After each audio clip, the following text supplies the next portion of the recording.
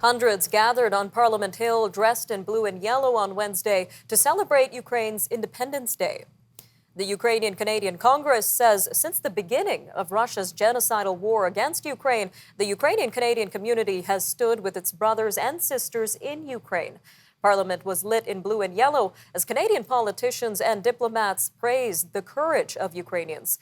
This comes as Ukrainian officials say the death toll from a Russian rocket attack on Independence Day has risen to at least 25. Well, joining us now to discuss the significance of Ukraine's Independence Day amid the war is Ihor Michalchyshyn, the CEO and Executive Director of the Ukrainian Canadian Congress. Sir, welcome to Forum Daily. Thank you for the invitation. Now, this is the first Independence Day celebration since the Russian invasion of Ukraine, the current one. So, what is the significance of this Ukrainian Independence Day in particular? It's a bittersweet day. It's not a day of celebrations like we would usually have. It's a day of remembering the sacrifices of the thousands of military and civilian casualties that we've seen.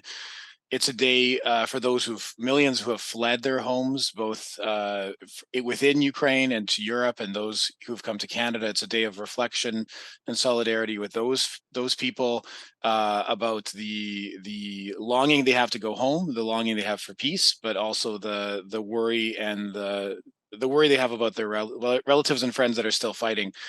So it's a complicated day, but it is a day for us to gather. We've gathered, you saw some of the pictures there, right across Canada. We had, I would say, probably dozens and dozens, probably more than 60, maybe more than 100 communities that had gatherings across Canada.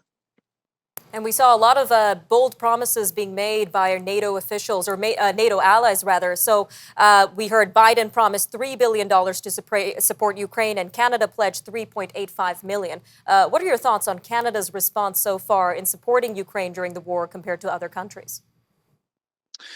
Well, our goal as the Congress is to push the Canadian government to give a proportional to our economy, proportional to our GDP kind of assistance.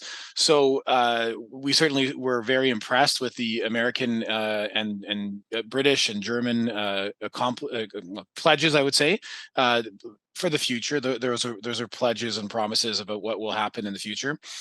Canada's announcement was much smaller, much more focused, not as military focused. We do know that Canada over the last 6 months has given about $600 million in military assistance, which is not insignificant, which is quite a shift in policy and quite significant in terms of what Ukraine is asking for. So that's something we need to remember. And also,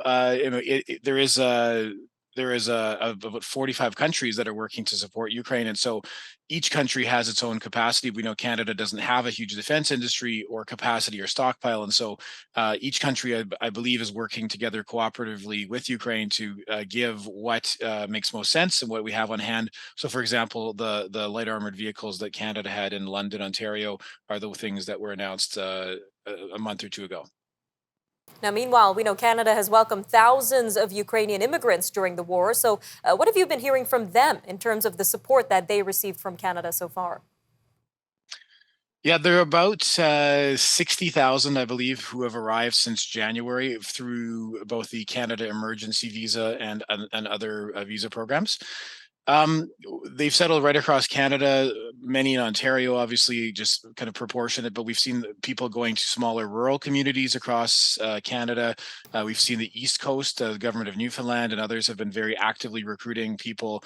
So it's really right across Canada. What we've heard from them is they are relieved to be somewhere safe.